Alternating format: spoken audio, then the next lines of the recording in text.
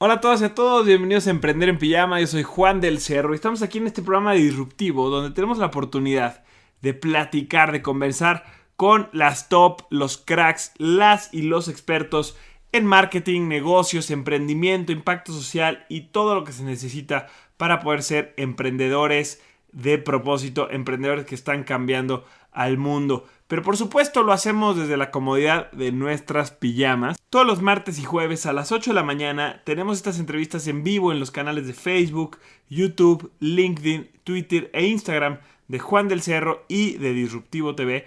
Pero para quien no se puede despertar temprano, para quien no madruga y nos ve en vivo, pues repetimos el programa aquí en el podcast solamente para ti. Así que espero que disfrutes muchísimo estas conversaciones con de verdad los líderes y las líderes del sector de negocio y emprendimiento de México, Latinoamérica y todo el mundo, y que aprendamos mucho y que aún en la comunidad de nuestras casas, aún sin quitarnos la pijama, nunca dejemos de emprender, porque solamente vamos a poder generar un cambio positivo si tomamos acción. Bienvenidos a Emprender en Pijama.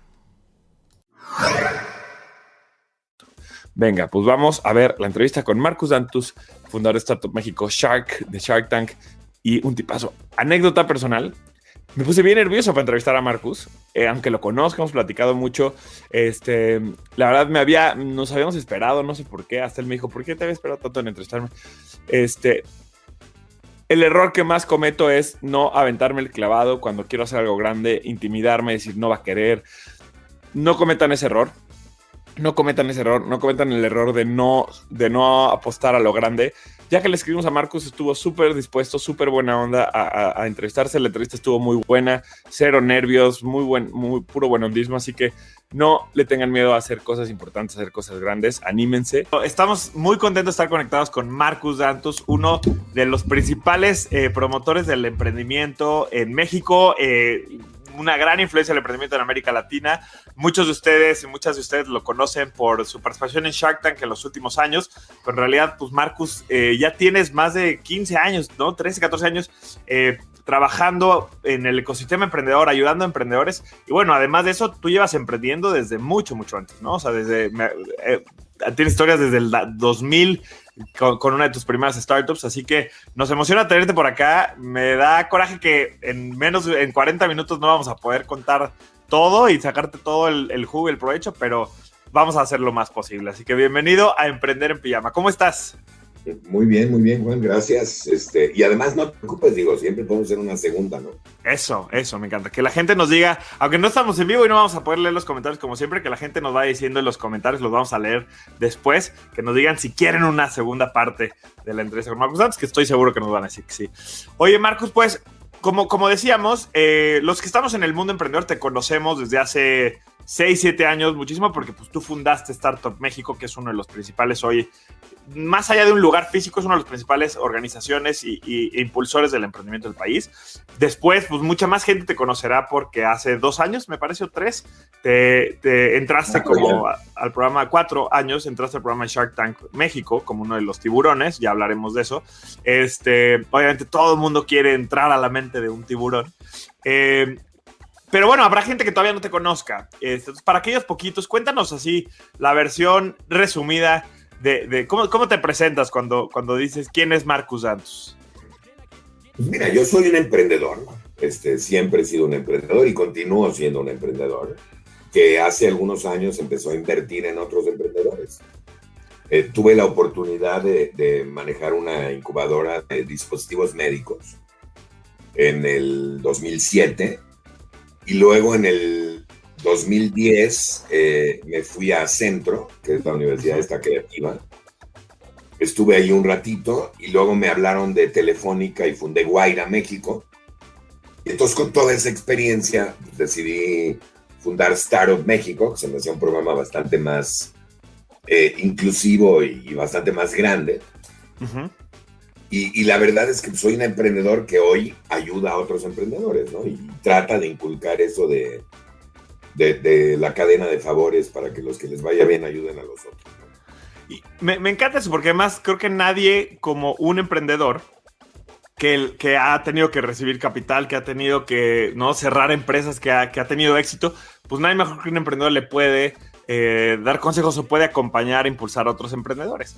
¿Cuál, más allá de esta idea general de apoyar a emprendedores, qué está detrás del ADN de Startup México? O sea, ¿qué es lo que lo compone? ¿Cuál es la inspiración para haberla creado y que siga al día de hoy? Porque hemos de decir que así como 8 de cada 10 empresas fracasan, pues también muchas organizaciones que se han creado con el objetivo de apoyar emprendedores, pues tampoco crean un legado a largo plazo. Y tú ya tienes 7, 8 años con Startup México, no solamente sigue, sino que ha crecido. Entonces, ¿cuáles son esas como motivaciones, valores que te hicieron decir, bueno, vamos a crear un espacio donde, como decías, de manera más inclusiva, cualquiera pueda tener acceso a lo necesario para crear una startup?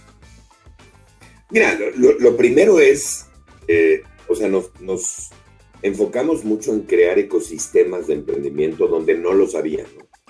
De hecho, inclusive el que está en la Ciudad de México, me imagino que lo has visitado, Juan, pero está en un lugar que es bastante feíto, ¿no? Es una colonia donde no está en Polanco, ni en la Roma, ni en la Condesa, que es donde las Lomas, sino está en la colonia Ampliación Torreblanca, que es una colonia bastante ruda, pero parte de la idea era empezar a ver cómo podíamos afectar también localmente a la colonia, ¿no? Claro.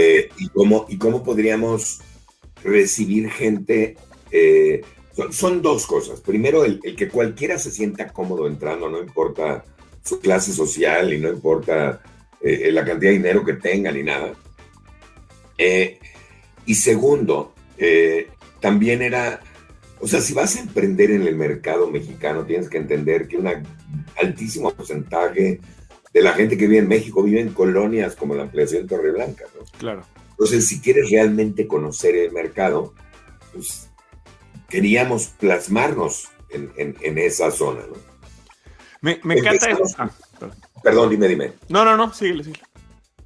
Empezamos con un programa de incubación nada más. Nuestra idea era crear empresas desde el principio, ¿no? Convertir ideas en proyectos. Ahorita ya somos una organización mucho más amplia, con un montón de otras cosas. Hacemos aceleración, incubación. Nosotros mismos creamos empresas en un programa de venture building. Tenemos un fondo.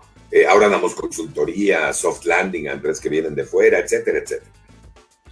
Pero nuestro propósito no ha cambiado. Siempre ha sido el ayudar a generar mayor prosperidad, ¿no? Antes era en México y ahora es en América Latina.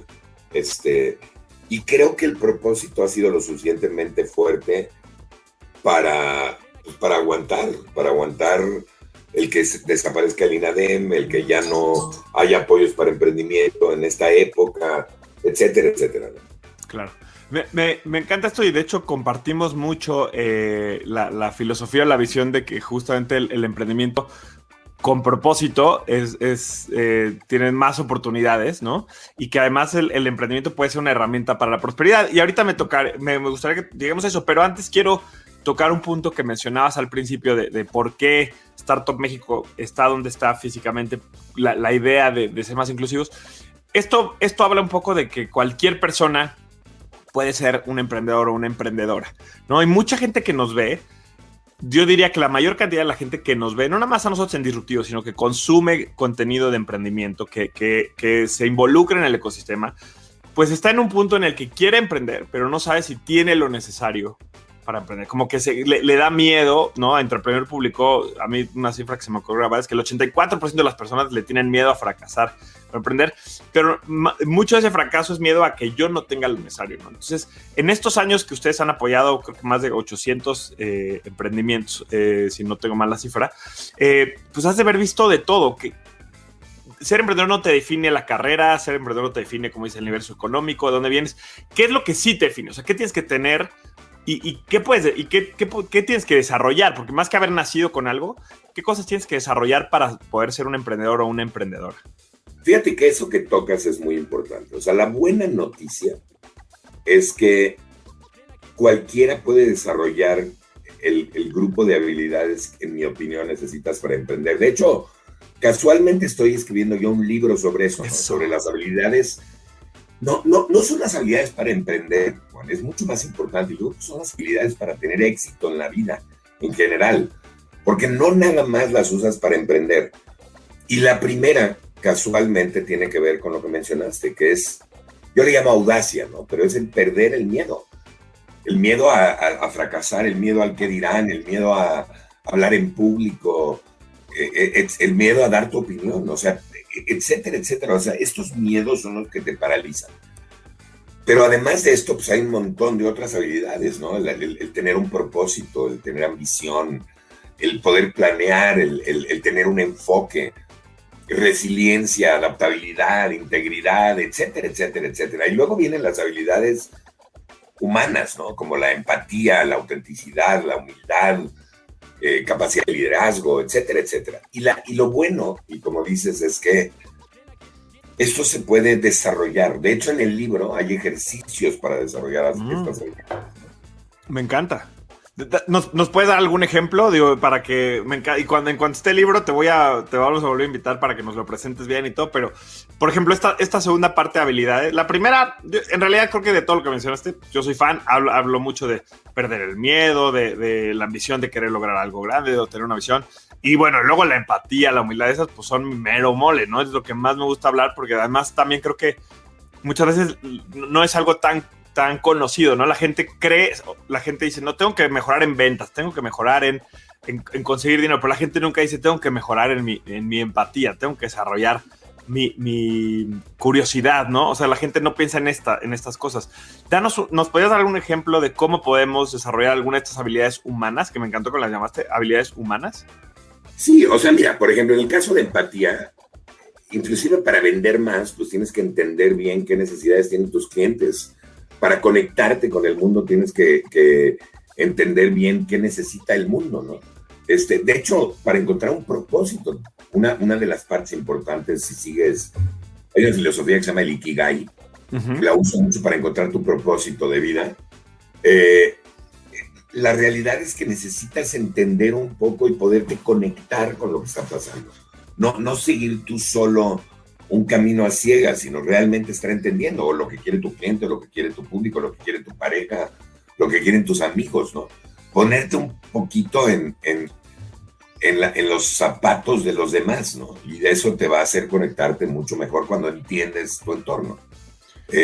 Y pues, ¿qué ejercicio? Pues los ejercicios son básicamente para un segundito, borra tu mente, o sea, ponte a pensar en la situación de él o ella, ¿no? Y entiéndela. Y esto va a hacer que tu entendimiento de lo que están ellos sintiendo sea mucho mayor. En fin, hay varias cosas, ¿no? Me gusta mucho esto porque creo que nos estás ayudando a reforzar un concepto que mencionamos muchos nosotros, que de nada sirve que tú tengas una gran idea en la regadera o en la escuela o viendo un live y digas, este es mi emprendimiento, te enamoras de tu idea y peleas a capa y espada por resolverla, porque te vas encerrando como en una burbuja y pierdes noción de lo que está viviendo la gente, de lo que está... El enfoque primero debiera ser entonces escuchar a los demás y construir a partir de eso, ¿no? Y me parece que aquí nos queda súper clara la importancia de la empatía en el camino del emprendimiento. Pasando a la parte del propósito que ya mencionábamos, bueno, nosotros nos enfocamos mucho en el emprendimiento social, que es básicamente emprendimiento con un propósito de impacto positivo al centro.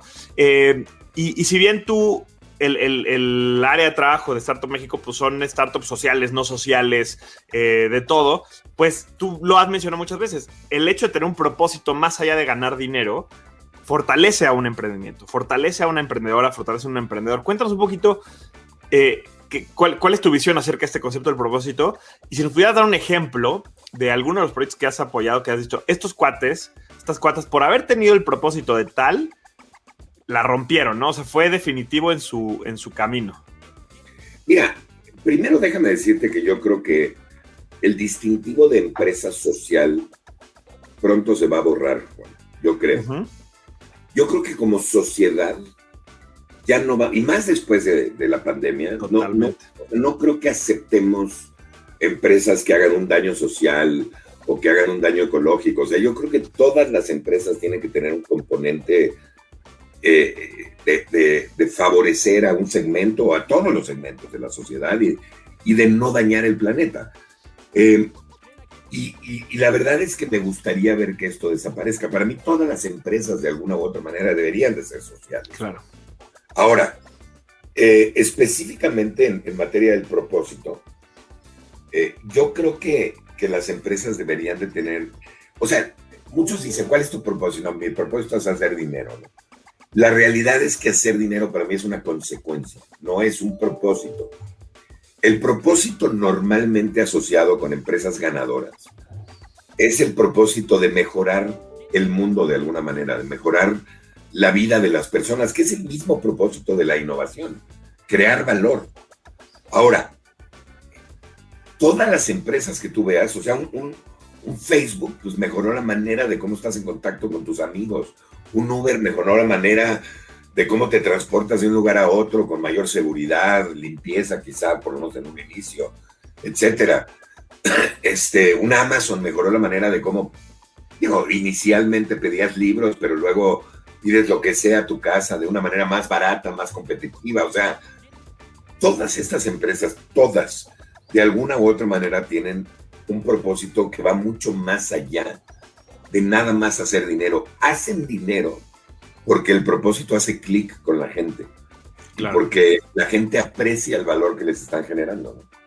Que además esto es interesante porque entonces el dinero se vuelve una consecuencia, pero también se vuelve una herramienta para lograr tu propósito. Porque si no generas dinero, no vas a poder seguir creciendo, no vas a poder funcionar, no vas a poder crecer, no vas a poder llegar a más personas. Se vuelve una relación.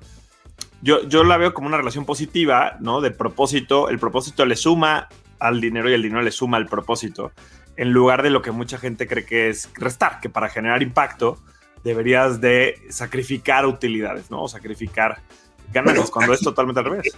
Este tema es muy importante, ¿no? Y especialmente para quienes se clasifican como una empresa de impacto social.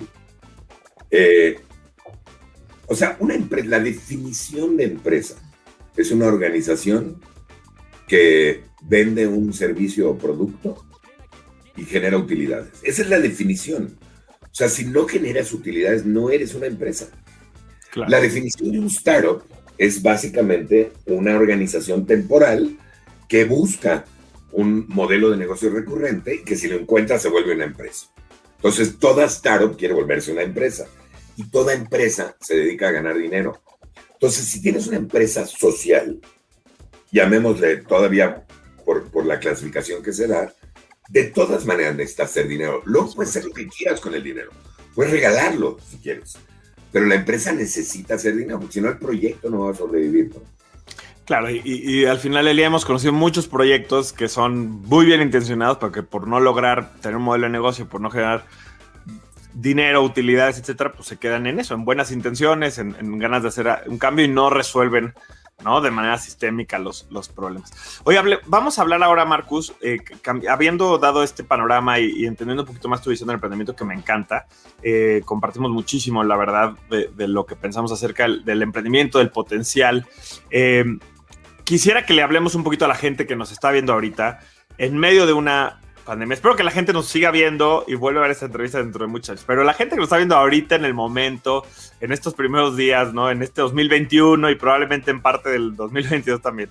Estamos en medio de no nada más es una pandemia, ¿no? También es una crisis económica y social muy fuerte y tiene ganas de hacer algo al respecto, pero le da miedo, no sé cómo, cree que quizá este no es el momento ideal y debería de esperarse. Me encantaría, por un lado, mandarles un mensaje directo, pero también aprender de tu experiencia, porque tú, pues como has estado emprendiendo y apoyando emprendedores desde hace varios años, pues te ha tocado vivir muchísimas crisis. Te ha tocado vivir la crisis del 2008, por ejemplo, ¿no? Que ahí, pues ya estabas... La de 2000, ¿cuál? No, exacto, la de 2000. Y ojo que ahí fue justo cuando lanzas tu primer startup de México.com, ¿no? Luego en el 2008, que también fue la crisis global económica, pues ya estabas apoyando startups en las incubadoras y ahora pues Startup México pues redobló esfuerzos en lugar de echarse para atrás. Entonces, cuéntanos un poquito de lo que significa emprender en tiempos de crisis, más allá de ya sabemos que en las crisis hay oportunidades y hay que ser resilientes, ¿no? Pero como en la práctica, ¿qué significa y por qué es importante que la gente que lo está viendo le pierda el miedito, no se espera que sea el momento perfecto y se empiece a asociar las manos, ponga manos a la acción en la crisis actual que estamos viviendo? Mira, déjame primero empezar diciéndote que si bien cualquiera puede emprender, Uh-huh. emprender no es para todos. Ok, me encanta. Eso sí es bien importante que lo entiendan. O sea, hay gente que no tiene hoy o que no quiere tener las actitudes para emprender, ¿no? Hay gente que no quiere superar esos miedos o hay gente que no quiere arriesgarse y es muy respetable. O sea, las empresas necesitan emprendedores y necesitan empleados de los emprendedores. Yo lo divido de una manera muy fácil. ¿Te gusta la montaña rusa? Puedes ser emprendedor. ¿Te gusta el carrusel? No te pongas a emprender. Hay gente como yo o como tú que el carrusel nos aburre. Nos gustan las montañas rusas, ¿no? Y entonces pues, somos emprendedores, pero no a todo mundo le gusta. Entonces, primero defínanse un poquito. Ahora, en efecto, cuando hay una crisis, con todo lo negativo que tenemos, y no es solo un problema político, es un problema político, es un problema social, es un problema económico, estamos en una tormenta perfecta en México. Pero con todo esto, con todo lo negativo, con todo el problema de salud y las muertes y todo lo horrible que ha traído la pandemia, ha generado nuevos problemas. Y estos nuevos problemas son oportunidades de emprendimiento, por supuesto. O sea, ¿cuándo habías visto que la gente se pusiera, por ejemplo, a sanitizar o a poner termografía en las empresas o a vender insumos médicos? O hay también ciertas tendencias que hay que seguir.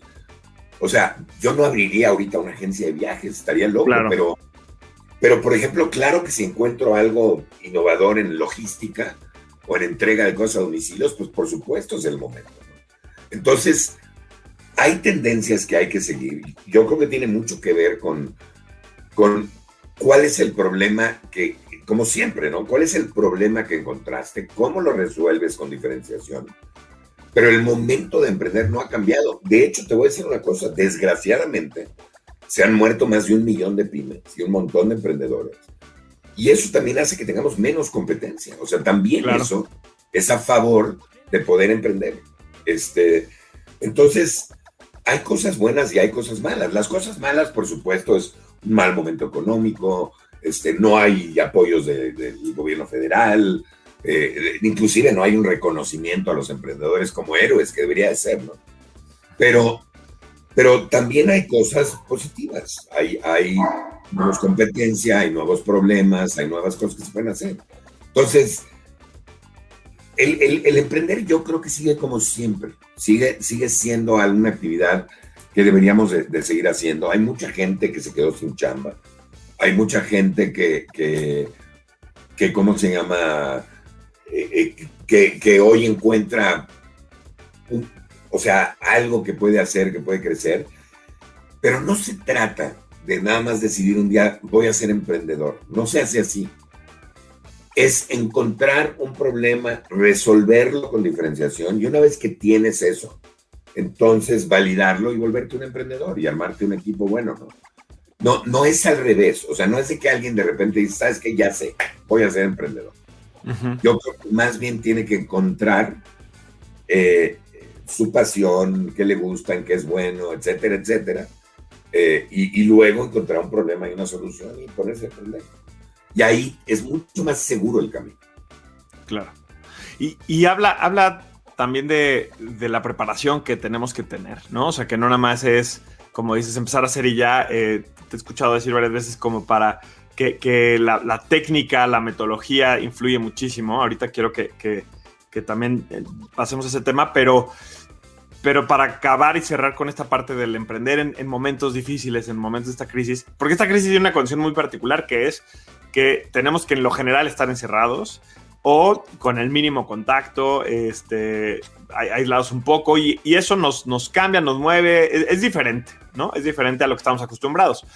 Y entonces por ser diferente pareciera que es una limitante y pareciera que es un reto. ¿Cómo, o sea, en términos prácticos, qué se te ocurre que podemos empezar a hacer? ¿O qué has visto, más que qué se te ocurre? O sea, ¿qué has visto en este último año? Porque ya llevamos justo un año en México, desde que empezó el confinamiento voluntario y demás.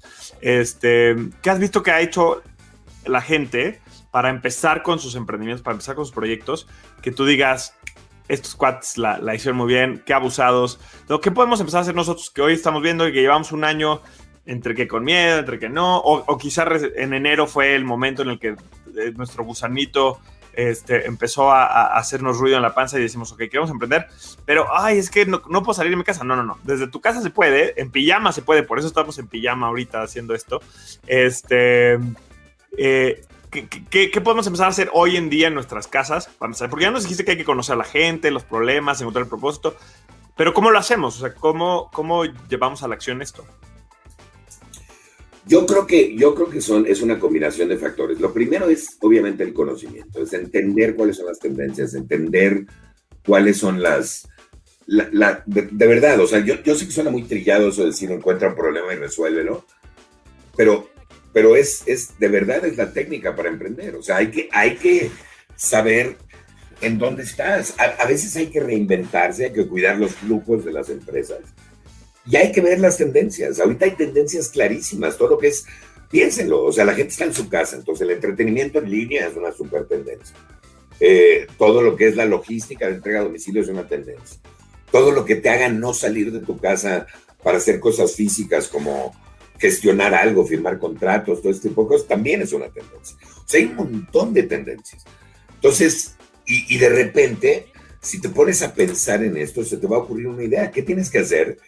Pensar en un problema, que además hay millones. Cualquier cosa que te moleste, en esencia, es una oportunidad. Entonces, nada más hay que ver cuánta más gente la tiene, ¿no? Hay que ver cuáles son esos problemas. Y ya, hay muchísimas empresas que se han reinventado de manera magnífica. Ve un Airbnb que de repente se quedó sin gente que les rente y empezaron a rentarle los departamentos a la gente que trabaja en hospitales o las casas de campo, a la gente que quería salir de la ciudad. Y con eso se mantuvo. Un Aeroméxico que, por ejemplo, dejó de volar unos meses, pero tenía que seguir pagándole a los aviones, los mantenimiento, el personal, al sindicato, a los pilotos, los pods en los aeropuertos. Entonces empezó a convertir sus aviones en aviones de carga. O sea, hay maneras en que lo puedes realizar. Hay empresas que le han dado la vuelta. Hay un chorro de fábricas que dejaron de producir ropa y se pusieron a producir ropa genérico y pusieron con eso vender un poco más. O las de plástico que se pusieron a hacer caretas. O sea, hay de todo. Nosotros mismos en Startup México durante unos meses el año pasado sacamos un catálogo de emprendedores mexicanos vendiendo cosas de COVID.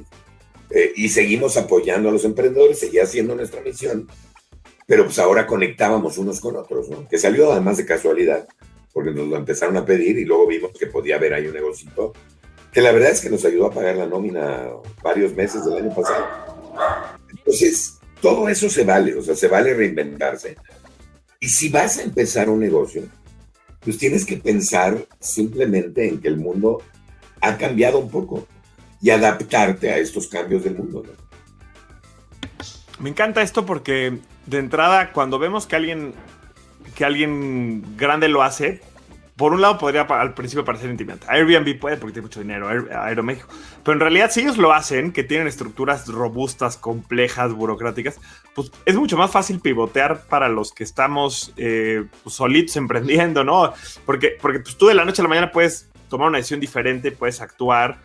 O sea, para Startup México es más fácil que para Airbnb en el sentido de la practicidad. Y para alguien que está empezando, que llevaba 6 meses, un año, pues es aún más fácil que para Startup México. Entonces, creo que esto es algo padre. Y además, ojo, ¿cuántas historias no conocemos de gente que a partir de un cambio de estos, ¿no? De un pivoteo, de un giro que vino por una crisis, ahí lo que resultó después fue mejor negocio que lo que tenían antes. Entonces, yo creo que la gente le tiene mucho miedo a esto, al cambio, cuando en realidad o sea, sí ves un terreno complejo de navegar al principio, pero eventualmente se puede volver pues hasta una pista de despegue para cosas que ni te imaginabas. Entonces me encanta que le perdamos el miedo un poco a esto y que veamos que pues es cosa de estar muy al pendiente. Yo creo que emprender, no sé si se dice mucho, pero emprender tienes que desarrollar como emprendedor, el sentido que quizá más tienes que desarrollar es el del oído, ¿no?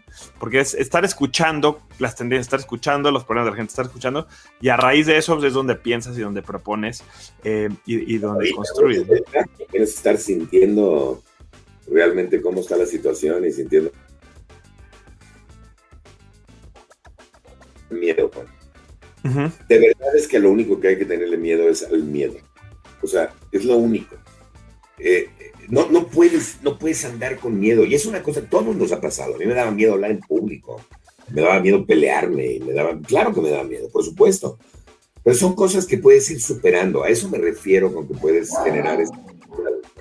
Las puedes superar. O sea, yo me puse a dar conferencias y se me quitó el miedo a hablar en público. Me puse a entrenar box y artes marciales hace muchos años y se me quitó el miedo a pelearme, ¿no? Ahora, que no quiere decir que me peleo, pero porque ahora no va Marcos pegándole a todo mundo en la calle, pero me ha quitado el miedo, ¿no? Entonces, ese tipo de cosas, claro que las puedes desarrollar. Me encanta.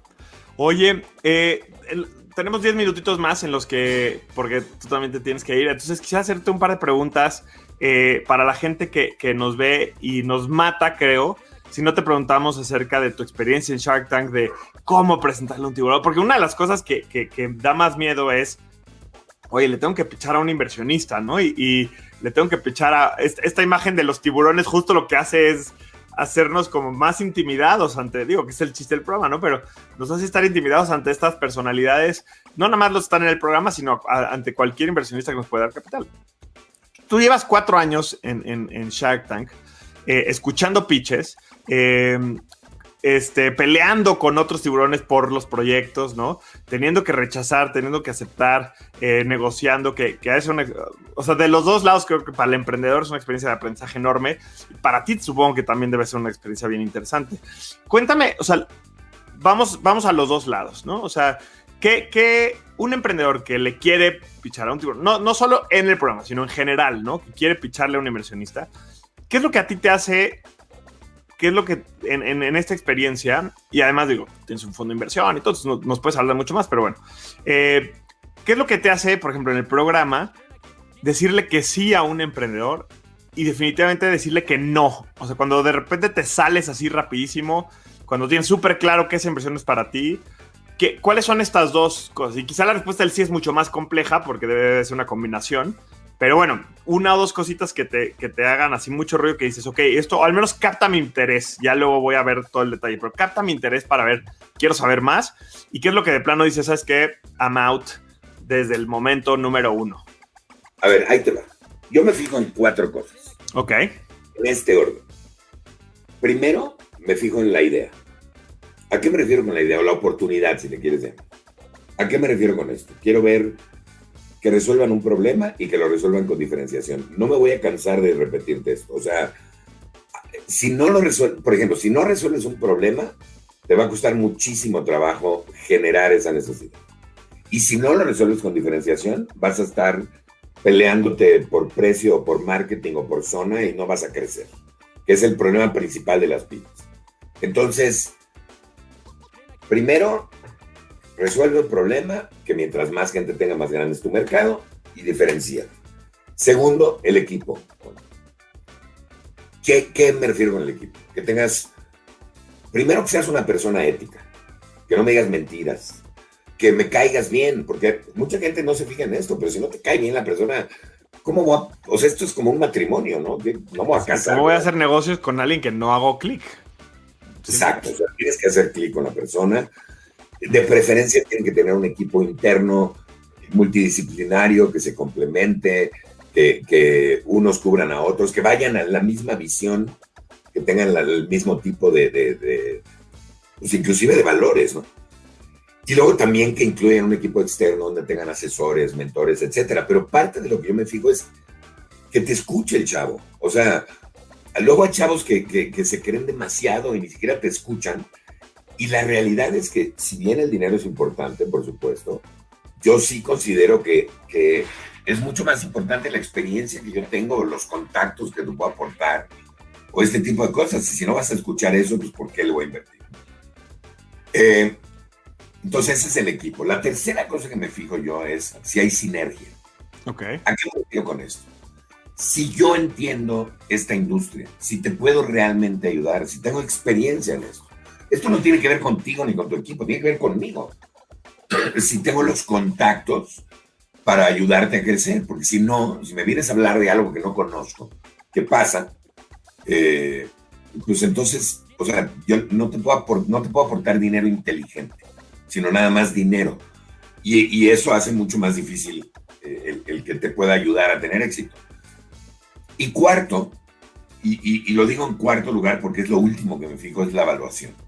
O sea, qué tan ridícula es tu evaluación, en qué vas a usar el dinero, si hay una probable salida financiera en el futuro, o sea, si realmente voy a poder yo regresar ese dinero a mis arcas eventualmente ganando algo si va a haber un retorno, etcétera. O sea, muchos chavos no entienden esta parte y esta parte es crucial. Nadie invierte en tu empresa porque les cae, a menos que sea tu papá o tu tío.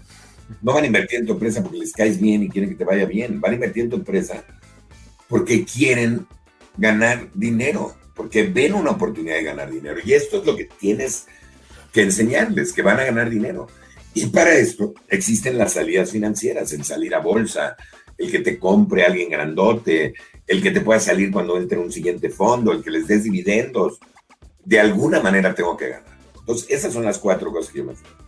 Buenísimo. Y algo que, o sea, evidentemente, pues todo esto llevado a lo negativo son las cosas que no, el tener una evaluación demasiado alta o el no saber bien los números, ¿no? El que no gane parte de entrado en un solo negocio, o el que con mi dinero te vas a pagar deudas que tenías, o todo, obviamente, el que no escuches, o que no seas ético, o que digas mentiras.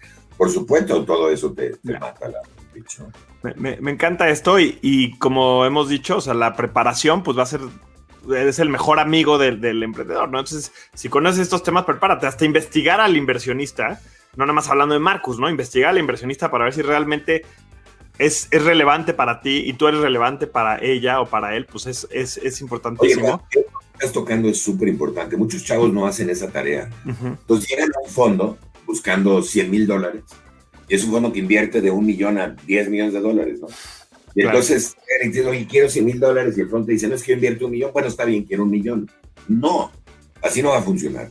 O van con alguien como yo que no entiende, por ejemplo, de astrofísica y me viene a meter un producto de astrofísica, ¿no? Y les digo, pues es que yo no soy el fondo, ¿no? O sea, tienen que estudiar un poco a quién le presentan, encontrar ese fondo o ese inversionista que está buscando proyectos como el suyo. Me encanta. Marcus, una última pregunta antes de que te nos vayas. De tu experiencia personal, porque tú pues, has tenido startups, has conseguido capital para ti, para tu fondo. ¿Cuál ha sido como el error más común o un error como muy importante que hiciste cuando te tocó ser a ti el que buscaba el capital, en lugar de ahora pues el que da, ¿no? O sea, para que también la gente sepa que incluso los Sharks en algún momento estaban frente a otro tiburón y le presentaron y también la regaron. ¿Cuál fue así un error en la búsqueda de capital que te haya tocado cometer para que pues hoy no nos tropecemos con lo mismo?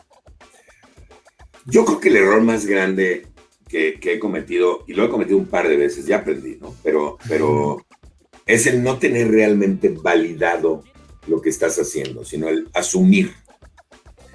Muchas veces, especialmente los ingenieros, desarrollan cosas porque tienen la capacidad de desarrollarlas, pero no necesariamente porque están realmente resolviendo una necesidad de alguien, ¿no?